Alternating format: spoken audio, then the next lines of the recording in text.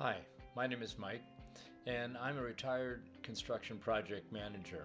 So when it came time to add solar to my house, I interviewed 3 different companies. SolarTech was the winning company, although if you ask my wife, they didn't win because they had to work under my scrutiny. But we got along just great. In fact, I had a roof done, painting done, and solar all at the same time.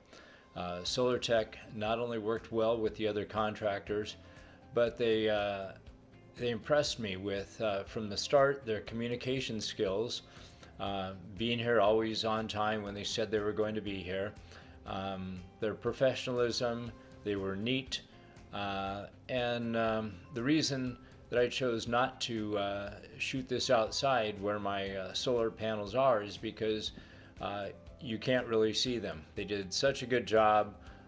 They put my components in the garage. I still have people coming up asking me for solar because they can't even tell that I have it. It operates great, and I wouldn't hesitate to refer them. In fact, I have referred them to a few friends who are currently installing them, and I couldn't be any more happy with the job that SolarTech did.